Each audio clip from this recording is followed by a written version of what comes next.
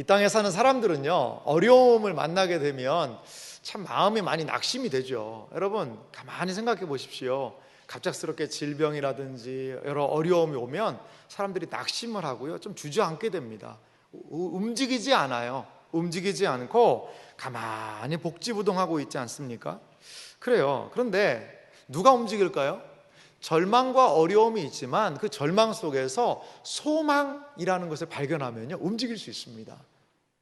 절망과 낙심 속에서도 소망이라는 것을 붙잡으면요, 움직일 수 있다라는 거죠. 모두가 포기하고 있어요. 하지만 한 사람이 소망을 품어요. 그러면 하나님은 그 사람을 통하여 역사하실 줄 믿습니다. 종교개혁자 말틴 루터라는 분이 계시는데, 이분이 믿음하고요, 소망의 관계를 아주 잘 이야기를 해주셨어요. 이분은 이렇게 이야기를 합니다. 믿음과 소망은 함께 있어야 한다. 우리는 믿음으로 의롭다함을 받고 소망으로 고난 중에 참아야 한다. 믿음과 소망, 이것은 함께 간다는 거죠. 믿음 따로 소망 따로가 아니라 하나님이 우리에게 주신 그 믿음은 우리를 어떻게 하죠? 의롭다 하죠. 그런데 그 믿음은 우리에게 또 무엇을 이끌고 오느냐? 소망을 이끌고 온다는 거죠. 소망은 우리에게 무엇을 합니까? 고난 중에서 참게 한다는 거죠. 소망은 그 고난의 한가운데서도 하나님에 대한 기대를 가지고 묵묵히 인내하며 나아갈 힘을 주더라는 것이죠. 이 세상에는 참 많은 일들이요, 얽히고 설켜 있습니다. 전후 관계, 앞뒤, 그리고 무엇이 원인이고 무엇이 결과인지를 때로는요, 분간하기가 참 쉽지 않아요. 이 세상에 일어나는 모든 일들을 어떻게 원인을 규명하고 대처를 하고 할 수 있겠어요? 그렇게 할 수 없는 일들이 참 많이 있습니다. 그래서 사람들이 보편적으로 이렇게 생각하면서 삽니다. 그냥 다른 사람에게 피해 주지 말고 살자. 다른 사람에게 피해 안 주고 살면 뭐 그 정도면 되지 않겠나라는 몇 가지 신념을 붙들고 살 뿐입니다. 하지만 하나님을 믿는 신자들이 이 세상을 살아가는 방식이 있습니다. 이 세상을 바라보는 관점이 있습니다. 그것은 무엇입니까? 세상의 모든 일을 하나님께서 주관하신다. 이것에 대한 확신을 신자들은 가지고 있습니다. 세상의 모든 일을 하나님의 주권 안에 세상의 모든 일이 있다는 것, 그것을 우리는 믿고 있는 사람들입니다. 오늘 우리가 읽었던 성경 룻기 안에도요, 하나님의 일하심이 보여요. 때로는 하나님께서 드러내놓고 때로는 드러내지 않게 은밀하게 역사하시는 것이지요. 하나님께서는 때로 이들에게 믿음을 주시고 소망을 주셔서 고난과 환난과 어려움의 때에 움직이도록 하시더라는 것입니다. 룻의 삶 가운데 이 고난 속에 있는 이 사람들에게 하나님은 어떻게 역사하셨는지 오늘 본문을 통하여 함께 은혜 받는 시간이 되기를 간절히 소망합니다. 룻에게 찾아온 것은 우연이라는 그러한 상황이었어요. 오늘 성경은 룻이라는 이 사람에게 우연이라는 것이 찾아왔다라고 기록을 하고 있습니다. 자, 룻이라는 사람에게 찾아온 우연, 이것은 무엇일까요? 저는 이 룻에 대한 우연에 대해서 한 두 가지로 좀 생각을 해보기 원하는데요. 먼저 이 룻에게 우연이 찾아오기 전에 한 룻의 행동입니다. 그것은 이삭 죽기를 결심하는 이 룻의 모습을 볼 수가 있습니다. 룻기 2장 2절 말씀, 오늘 우리가 읽었던 말씀인데요, 그 부분을 다시 한번 좀 살펴보면요, 이런 부분이 있어요. 모압 여인 룻이 나오미에게 이르되 원하건대 내가 밭으로 가서 내가 누구에게 은혜를 입으면 그를 따라서 이삭을 줍겠나이다. 이 룻이 하는 말이 무엇입니까? 밭에 가서요, 이삭을 좀 줍겠다라고 이야기합니다. 룻기의 내용을 우리가 계속 살펴보고 있지만 룻이 어떤 여인이었죠? 성경은 룻기 2장 2절 맨 앞에 모압 여인 룻이라고 이야기합니다. 나오미의 며느리 룻이라고 이야기하지 않고요, 이제 베들레헴에 온 룻이라고 이야기하잖아요. 룻은 베들레헴에 와 있지만 여전히 그는요 모압 여인이라는 거죠. 모압에서 온 이방 여인이라는 겁니다. 이스라엘 공동체는 고대에 상당히 폐쇄적이었어요. 이방 사람에 대해서 그렇게 관대하지는 않았던 것 같아요. 그런데 모압에서 왔다는 것이 강조되고 있습니다. 나오미, 룻, 이 사람들은 둘 다 모압에서 살다가 지금 이 베들레헴에 와 있지요. 베들레헴에 와 있는데 룻의 입장에서 생각해 보시기 바랍니다. 시아버지 돌아가시고 또한 남편을 잃고 그 홀로 된 시어머니 따라 여기 지금 유대 땅 베들레헴이라는 곳까지 왔어요. 그러면 하나님이 뭔가 좀 해주셔야 되는 거 아닌가요? 아이고 네가 외국에서 우리나라까지 왔구나. 잘 왔다. 이제 너는 여기에서 모든 문제 다 해결된다.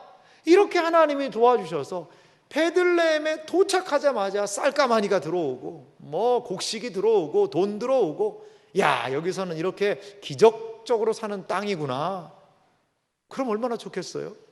그런데 이 룻이 보니까 지금 내일 뭘 먹어야 될지도 모르는 상황이에요.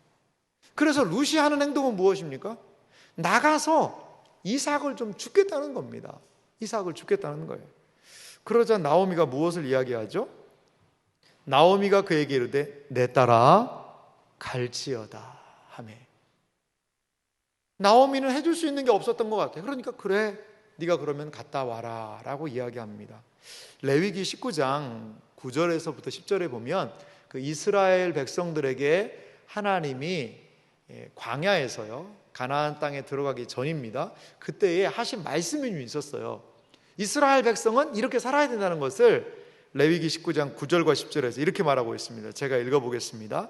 너희가 너희의 땅에서 곡식을 거둘 때에 너는 밭 모퉁이까지 다 거두지 말고 내 떨어진 이삭도 줍지 말며 10절은 말합니다. 내 포도원의 열매를 다 따지 말며 내 포도원에 떨어지는 열매도 줍지 말고 가난한 사람과 거류민을 위하여 버려두라. 나는 너희의 하나님 여호와이니라. 이스라엘 백성들에게 요구하는 삶이 있었어요. 그것은 가난한 사람들, 그 땅에 사는 사람들, 불쌍한 사람들을 위해서 추수에게 너무 야박하게 하지 말라는 겁니다. 특별히 가난한 사람들이라는 세 계층이 구약 성경에 있었는데요.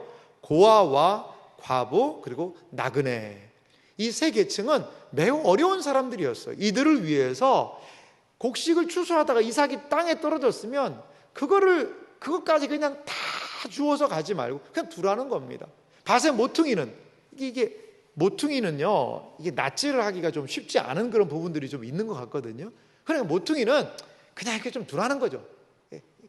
양쪽 가에 이런 데는 좀 그냥 둬서 가난한 사람들이 와서 그것을 좀 먹게 해라. 유대 랍비들이요 성경을 연구하는 사람들이지 않습니까? 연구를 했습니다. 그럼 얼마를 남겨야 되냐? 성경이 명시적으로 이야기하지 않거든요. 근데 그 유대 랍비 사람들은요 이렇게 이 부분을 해석했다고 그래요. 한 그래도 60분의 1은 남겨야 되지 않겠냐? 60분의 1 정도는 그 정도는 좀 남겨놔서 가난한 사람들이 먹고 살게 해야 되지 않겠냐, 이렇게 하지 않았을까라고 생각을 합니다. 뭐 모릅니다. 정확하게는 몰라요. 그리고 이것은요 강제사항도 아닙니다. 반드시 그렇게 해야 된다라는 강제사항도 아니었다라는 거죠. 아마도 룻은 이러한 유대의 풍습을 알았기에 밭으로 나가겠다는 겁니다. 지금 자신의 처지가 형편이 내가 지금 여기까지 와서 뭐 하는 건가, 내가 지금 그 밭에 가가지고 이삭 몇 개 주워다가 그렇게 해야 되는 내 상황이 지금 이렇게 내 처지와 내 신세가 이렇게 된 것 아닌가라고 그는 한탄만 하고 있지 않았다는 거죠. 룻은 일어납니다. 그리고 밭에 나가서 이삭이라도 죽겠다는 거죠. 여러분, 하나님의 역사는 언제 일어날까요? 하나님의 역사는 어디에서 일어났을까요? 소망을 품고 일어나는 사람들, 아무리 상황이 어렵고 아무리 형편이 어려워도 소망을 품고 일어났던 사람들이 하나님의 역사를 경험했습니다. 사무엘 상에 보면 등장하는 한 여인이 있어요. 그 여인의 이름은 한나였습니다. 이 여인은 공교롭게도 출산을 못했어요. 아이가 없었어요. 그런데 그 아이가 없다는 것 때문에 이제 고대 사회는 아이가 없으면 참 많은 어려움이 있거든요. 이 아이가 없는 그런 여인의 그 서름이 있었어요. 근데 그는 슬퍼하고만 있지 않고 성경에 보니까요, 일어났다라고 얘기해요. 자신의 상황, 자신의 슬픈 상황을 가지고 일어났다는 거죠. 그래서 실로라는 곳에 가서 하나님의 성소에서 기도합니다. 한나라는 여인이 자신의 상황을 딛고 일어나서 기도의 자리로 나아가고 기도하기 시작할 때 하나님께서는 역사하셨어요. 그래서 한나를 통하여 이스라엘의 한 시대를 책임졌던 지도자인 사무엘이라는 사람이 태어나게 되었습니다. 여러분, 오병이어라는 이야기 아시죠? 보리떡 5개와 물고기 2마리, 매우 작은 거지요. 하지만 한 아이가 주님께 그것을 드리고 주님께 소망을 가지고 모두가 굶주리고 배고픈 현실을 하나님께 올려드릴 때 5천 명이라는 많은 사람들이 먹는 역사가 일어나지 않았습니까? 그렇습니다. 하나님은 소망을 품고 움직이는 사람들을 통해 지금도 일하시는 분이심을 믿으시기 바랍니다. 소망을 품고 일어나는 그 사람을 통해 앞으로도 역사하실 하나님을 여러분 믿으시기 바랍니다. 이것이 바로 룻에게 발견되는 우연의 준비 과정이었습니다. 이제 구체적으로 룻에게 우연이 찾아오죠. 그것은 밭에서 그는 우연이라는 것을 만나게 됩니다. 룻기 2장 3절 말씀을 좀 보실래요? 그 내용에 보니까 이렇게 성경에 기록이 되어 있습니다. 룻이 가서 베는 자를 따라 밭에서 이삭을 줍는데, 자, 룻은 자기 시어머니 나오미에게 한 얘기대로 밭에 가서요 이삭을 줍기를 시작했다는 거죠. 그런데요, 성경에 우연히 엘리멜렉의 친족 보아스에게 속한 밭에 이르렀더라라고 룻의 발걸음을 소개하고 있습니다. 여기에 보니까 우연이라는 단어가 등장을 하죠. 우연히 엘리멜렉의 친족 보아스의 밭으로 갔다는 겁니다. 이 우연이라는 단어의 사전적인 뜻을 보니까 이런 뜻이 있어요. 아무런 인과관계 없이 뜻하지 않게 일어난 일이라는 뜻입니다. 뭐 이게 어려운 말은 아닙니다. 우연이라는 건 뭐냐? 인과관계, 앞뒤관계, 전후관계가 없어요. 근데 뜻하지 않게 일어났다는 겁니다. 여기에 뭐 선풍기를 조작하는 리모컨이 있습니다. 제가 이 리모컨을 들어서 리모컨을 이렇게 놓으면 어떻게 될까요? 놓으면 리모컨이 뚝 떨어집니다. 이렇게. 이거는 우연은 아니에요. 제가 이것을 의도적으로 들었고 그리고 이것을 놓았기 때문에 바닥에 떨어진 거죠. 이것은 필연입니다. 필연. 모든 인과관계가 정확합니다. 그건 필연적인 거죠. 반드시 일어나는 과정입니다. 그런데 우연은요 이런 게 없다는 겁니다. 나오미가 의도한 것 아닙니다. 룻이 의도한 것도 아니었어요. 그렇다고 보아스가 의도했을까요? 그 의도한 게 아니라는 거죠. 그런데 우연이라는 그 상황을 통해서 이 룻은 보아스의 밭으로 가게 되었다라는 거죠. 성경은요 이것을 무엇이라고 이야기하느냐? 우연을 통하여서 하나님께서 인도하시는 그것을 우연보다 더 큰 섭리라고 이야기를 합니다. 섭리. 자, 섭리의 뜻은 이렇게 우리가 생각할 수 있을 것 같아요. 섭리는 뭐냐면 세상과 우주 만물을 다스리는 하나님의 뜻, 그게 바로 섭리예요. 섭리는 세상과 우주 만물을요 하나님이 다스린다는 거죠. 그러면 어떻게 세상과 우주 만물을 하나님이 다스리시느냐? 우리의 신앙의 선배들은요 웨스트민스터 소교리 문답의 11번 문제에 이 섭리에 대한 문제를 이렇게 다루고 있습니다. 11번 문제인데요, 제가 문을 읽을 테니까요 우리 성도님들이 한번 답을 읽으면서 섭리의 뜻이 무엇인지 생각해 보시기 바랍니다. 하나님의 섭리는 무엇입니까? 하나님의 섭리는 하나님의 지극히 거룩하고 지혜롭고 능력 있게 모든 피조물과 피조물의 모든 행동을 보존하시며 통치하시는 것입니다. 아멘. 우리 신앙의 선배들은요, 섭리, 하나님의 뜻이 이루어지는 과정을 이렇게 설명을 해놨습니다. 하나님이 지극히 거룩하고 지혜롭고 능력 있게, 거룩, 지혜, 능력, 여기 다 기록이 되어 있어요. 그리고 이 섭리의 범위는 뭐냐? 모든 피조물입니다. 그리고 피조물의 모든 행동까지 하나님의 섭리라는 것이 미치는 범위예요. 그럼 어떻게 하나님께서 섭리하시느냐? 두 가지이죠. 보존하시며 통치하시는 것입니다. 하나님은 섭리하시는데요, 어떠한 방법을 통해서? 때로는 보존하세요. 딱 지키시는 거죠. 때로는요, 적극적으로 다스리세요. 이러한 것을 통하여 하나님은 섭리를 통해 하나님의 뜻을 우주 만물 안에 드러내 보이신다라는 것입니다. 룻은요, 텅 빈 삶 아닙니까? 그러니까 이삭 주우러 나왔지요. 얼마나 불쌍한 인생입니까? 이삭을 주어서 남의 추수 다 하고 나면 그 땅에 떨어진 그 찌꺼기를 주워다가 먹어야 되는 그러한 불쌍한 인생 아니겠습니까? 왜, 무엇 때문에요? 그의 삶이 텅 비어있기 때문이죠.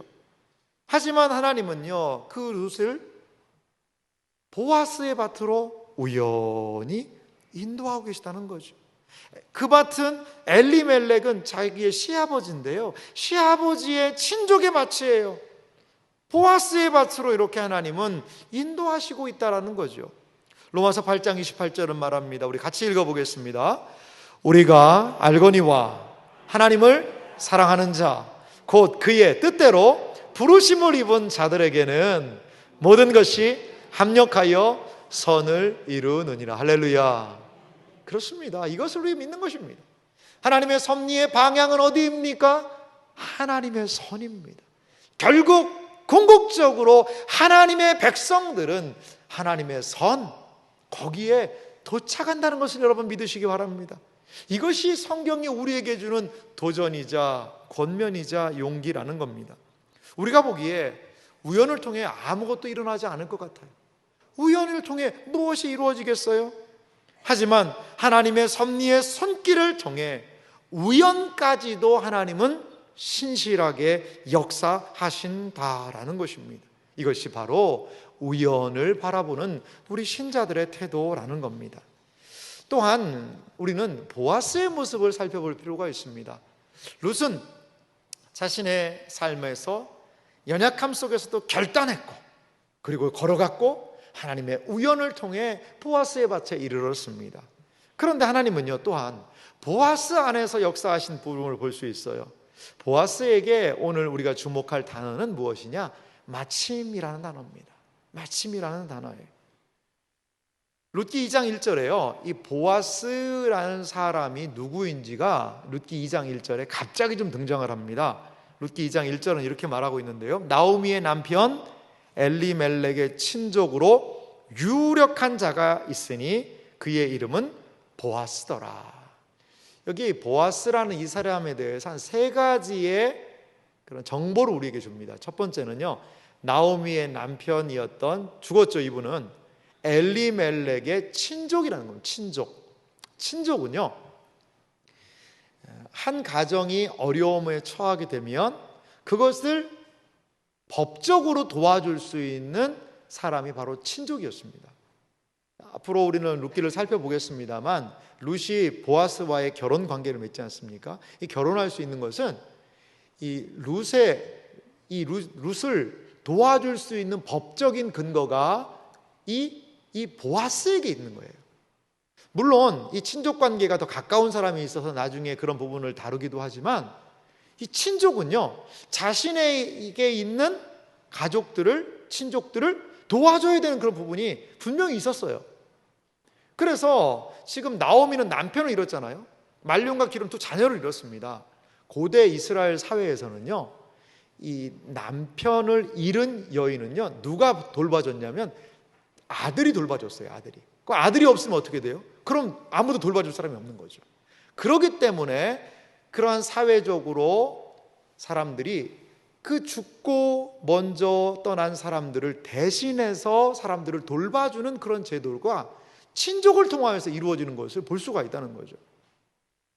그래서 이 보아스를요, 친족이라고 소개를 하고 있고요. 또 하나 유력한 자라는 그런 단어가 있어요. 각주, 성경 각주에도 보면 부호라는 그 표현이 있습니다만, 단순하게 유력한 자는 이 돈만 많은 사람은 아닌 것 같아요. 또한 어느 정도의 권세와 능력, 영향력이 있는 사람으로 이 보아스를 유력한 자라고 소개하고 있습니다.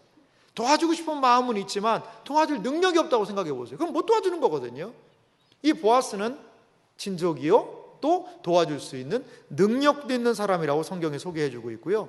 마지막에 이 사람의 이름을 뭐라고 얘기하느냐? 보아스라고 얘기합니다. 보아스. 보아스는요, 성전에, 솔로몬이 지은 성전에 기둥 2개가 있었습니다. 그 기둥 2개의 이름이 뭐였을까요? 하나는 야긴이었고 하나는 보아스였어요. 이 보아스라는 것 안에는 힘, 강함, 그리고 또한 견고하다라는 그런 의미가 있어요. 보아스의 이름의 특징은 그 안에 그 견고한 사람, 힘 있는 사람, 강한 사람이라는 뜻이 있다는 거죠. 그 이름처럼 보아스는 유력한 자요, 또한 엘리멜렉 이 가문을 도와줄 수 있는 그러한 사람이라고 성경이 소개를 합니다. 그런데 이 보아스에게 오늘 성경은 마침이라는 단어를 쓰고 있어요. 첫 번째 마침은 어떻게 사용되고 있냐면, 베들레헴에서 이 사람 보아스가 마침 왔다라는 거죠. 룻기 2장 4절의 말씀을 보니까 이렇게 기록이 되어 있습니다. 마침 보아스가 베들레헴에서부터 와서 베는 자들에게 이르되 여호와께서 너희와 함께 하시기를 원하노라 하니, 그들이 대답하되 여호와께서 당신에게 복 주시기를 원하나이다. 이 보아스 이 사람은요, 부유한 사람이죠. 능력 있는 사람이죠. 그런데 매우 또한 친절한 사람인 것 같아요. 오늘 보니까 일하는 사람들에게 여호와께서 너희와 함께 하시기를 원하노라. 이게 축복 아니에요? 이거보다 더 좋은 축복이 어디 있겠어요? 그러자 일하는 사람도 여호와께서 당신에게 복 주시기를 원합니다. 이 성경에요, 한 인물이 등장해서 하는 첫 마디, 그거는 그 사람을 파악하는데 매우 중요한 그러한 말이에요. 이 보아스는요, 부자고 능력 있는 사람이지만 따뜻한 마음을 가진 또 마음의 부자가 아닌가? 이러한 생각이 들어요. 그런데 이러한 보아스의 모습에 오늘 2장 4절 첫 번째 단어는 마침이라는 단어를 사용하고 있다는 거죠. 룻이 보아스의 밭에 갔을 때는 우연이었어요. 그런데 또 그 우연의 때에 마침 보아스가 자기의 밭에 왔다라는 거죠. 성경에서 등장하는 이 마침이라는 단어는요, 2가지 정도의 의미가 있다고 그래요. 첫 번째는 시간이 연속적으로 흐른다는 그런 의미가 있어요. 그러니까 바로 그때 룻이 보아스의 밭으로 가고 바로 그때에 보아스가 자기의 밭으로 왔다라는 그런 의미가 있어요. 또 하나의 마침의 의미는 기대하지 않은 일에 대한 놀라움이에요. 그러나 놀랍게도라는 뜻이 있어요. 근데요, 오늘 성경 본문을 보면 이 2가지가 다 포함된 것 같아요. 무엇입니까? 놀랍게도 때마침 보아스가요, 그 베들레헴 그 도시에서 이 자신의 밭으로 왔다는 거죠. 그때가 언제입니까? 룻이 보아스의 밭에 온 그때라는 거죠. 하나님께서는 룻에게는 우연히 보아스의 밭으로 가게 하셨고, 또한 보아스에게는 마침 그때에 놀랍게도 이 사람이 자기의 밭에, 그 도시인 베들레헴을 떠나서 자기의 밭에 와 있는 그러한 상황을 마주하게 하였다는 것입니다. 두 번째 보아스를 인도한 마침은요, 이 추수보다 보아스가 더 주목하는 한 사람이 있다는 것을 우리에게 일러주고 있습니다. 보아스의 눈에 한 여인이 들어오게 되죠. 그리고 저 사람이 과연 누구냐라고 자신의 사환에게 묻습니다. 그러자 사환은요, 매우 긴 이야기를 하는데요, 룻기 2장 6절은 이렇게 말합니다. 베는 자를 거느린 사환이 대답하여 이르되 이는 나오미와 함께 모압 지방에서 돌아온 모압 소녀인데, 이 사화는요 꾸밈없이 정확하게 말합니다. 무엇을 얘기하고 있죠? 그 여인 룻에 대한 표현인데요, 이는 나오미와 함께 모압 지방에서 돌아온 모압 소녀라는 거죠. 이것이 그 당시에 이스라엘 백성들이 바라보았던 룻의 모습이었어요. 모압 사람이라는 거예요. 모압 여인이라는 거죠. 지금 나오미와 함께 왔다는 거죠. 남편을 잃고 두 아들을 잃은 그 여인, 아무것도 없는 그 여인 나오미와 함께 있는 모압 여인, 모압 소녀라는 겁니다. 그런데요, 7절에 보니까 조금은 독특한 말이 있습니다. 이게 룻기에서 좀 어려운 성경 구절이긴 한데요, 우리 7절 말씀을 좀 같이 한번 읽어볼까요? 함께 읽겠습니다. 그의 말이 나로 베는 자를 따라 단 사이에서 이삭을 죽게 하소서 하였고, 아침부터 와서는 잠시 집에서 쉰 외에 지금까지 계속하는 중이니이다. 아멘. 여기에 보면 이 모압 여인이다라고 이야기를 하면서 이 사환이요, 이 룻의 한 행동을 자세하게 소개를 해줍니다. 그런데 그의 말이, 룻이 말한 겁니다. 나로 베는 자를 따라 단 사이에서 이삭을 죽게 하소서. 여러분, 이 말은요 매우 좀 당돌하고 당찬 말일 수 있어요. 왜 그러냐면, 이삭을 줍는다면 언제 이삭을 주어야 되는 거죠? 사람들이 다 추수를 한 다음에 남는 것을 주어야 합니다. 남는 것을. 저도 어릴 때 제가 자라났던 곳이 대전에서 좀 어린 시절을 보냈었는데요, 그쪽에서 지냈을 때 그 대전에 인삼밭들이 좀 많더라고요. 그래서 그 시골 쪽에 갔는데 거기에 봤더니 사람들이 인삼을 캐내고 남은 그 인삼 이삭들이 있다고 그래요, 땅 속에. 그 사람들이 그걸 주우러 가더라고요. 그래서 실뿌리 같은 거 이런 거요. 그래가지고 거기를 이렇게 뒤져보면요, 정말 인삼이 자라면요, 막 인삼이 그 밑에 숨겨있던 인삼이 한 뿌리씩 나오기도 합니다. 그 이삭을 줍는다는 것은요, 추수가 다 끝나고 사람들이 가야 하는 행동이에요. 근데 지금 이 룻은요, 그 사람들이 막 추수를 하고 있는 그 상황 사이에서 죽겠다는 겁니다. 이 고대 이스라엘 지방의 추수 방식은요, 두 사람들이 추수를 했다고 그래요. 한 사람은 베는 사람들이에요. 주로 남자들이 많이 뱄고요. 그리고 또 하나, 벤 곡식을 묶는 사람들이 있었다는 거죠. 이건 여자들이 했다고 그래요. 그래서 다음 주에 살펴보겠습니다만 여인들이 좀 등장을 하거든요. 남자들이 열심히 베놓으면 여인들이 그 곡식 단을 묶는 거죠. 그런데 추수가 다 끝나지도 않은 그 상황에서 그 사이에서 죽겠다는 거죠. 여러분, 룻이 왜 이런 얘기 했을까요? 아마 그는 생각했던 것 같아요. 자기가 하루 그 이상 몇 개를 주어서는 자기 밥벌이도 하나 못하는 거예요. 어떤 측면에서는 시어머니를 어떻게 봉양할 수 있겠나. 그래서 아마 그는 염치불구, 체면불구 하고서라도 내가 어머니를 위해서라면 지금 이삭을 주우면 그래도 좀 뭐가 많이 떨어지지 않겠어요? 내가 이렇게라도 간청을 좀 해야 되지 않겠나 라고 아마 그는 생각했을 수 있다는 거죠. 그런데 오늘 본문 7절 하반절에 보면은요, 이런 부분이 있어요. 아침부터 와서는 잠시 집에서 쉰 외에 지금까지 계속하는 중이니이다. 지금까지 계속 무엇을 하고 있을까요? 막 이삭 단 사이에 막 다니면서 막 사람들의 눈치 봐가면서 죽고 있을까요? 아니요, 그렇지 않습니다. 이 원어의 의미를 보니까 어떤 의미냐면, 계속하는 중이다, 이 단어의 뜻이요, 도착해서 집에서 잠시 쉰 외에 도착하여 밭에 도착해서 서 있었다라는 뜻이에요. 그냥 서 있는 거예요. 이렇게 저로 이 곡식 단 사이에서 좀 죽게 해주세요, 좀 제발 부탁드립니다 라고 허락을 기다리면서 지금 룻이 서 있다라는 거죠. 룻은 이렇게 시어머니에게 이야기했어요. 분명히 나에게 은혜를 줄 사람이 있을 겁니다. 그러면 제가 그 사람에게 은혜를 입어서 좀 이삭이라도 주워 올게요, 어머니. 그 은혜를 기다리고 있는 거죠. 어디에? 그 밭에 서서 말이죠.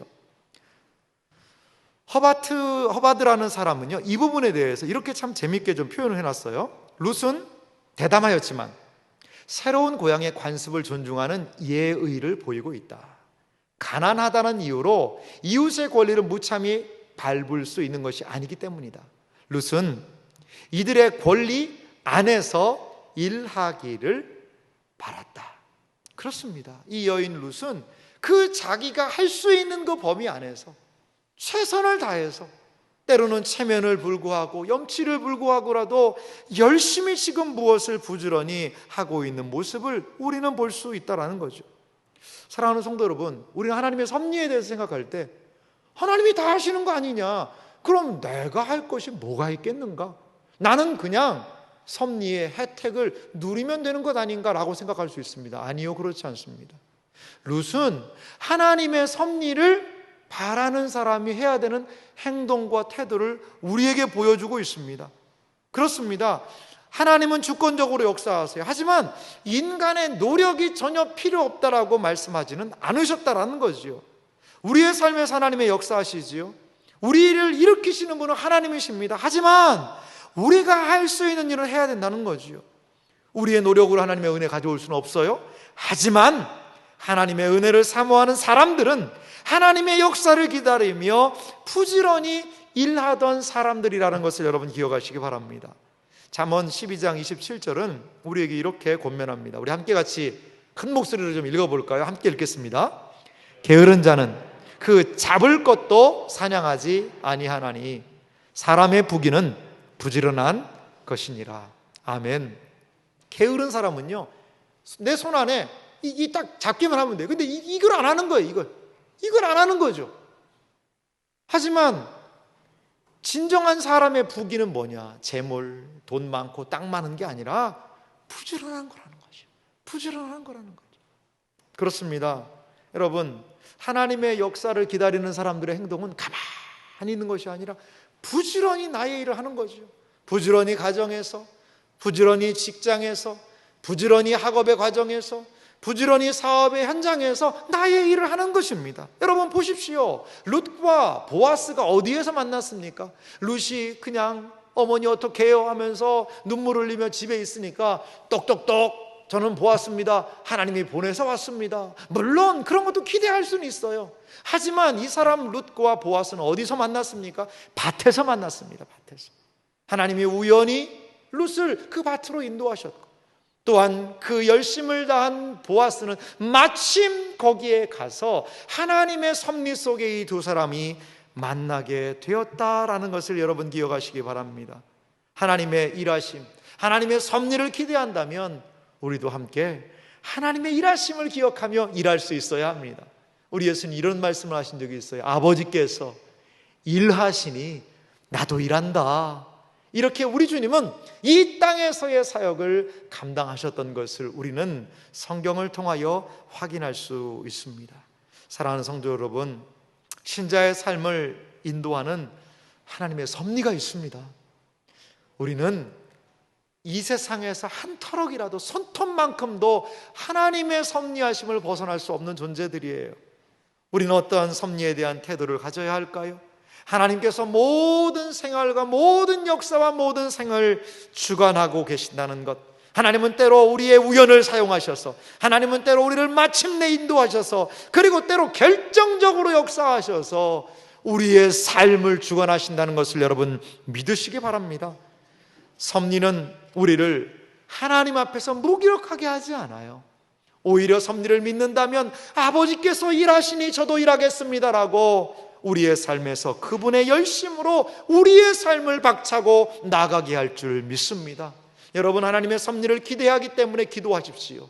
섭리를 기대하기 때문에 예배하십시오. 섭리를 기대하기 때문에 섬기고 봉사하십시오. 섭리의 역사를 알기 때문에 우리의 상황 일하는 그 자리에서 하나님의 역사를 기대하며 나아가십시오. 하나님께서 때로 우연히, 하나님께서 때로 마침내, 그리고 하나님께서 결정적으로 우리의 삶에 섭리하실 줄 믿습니다. 우리의 생애와 삶이 이런 하나님의 놀라운 은혜의 역사를 경험하는 복된 생애와 삶이 되시기를 주님의 이름으로 축원합니다.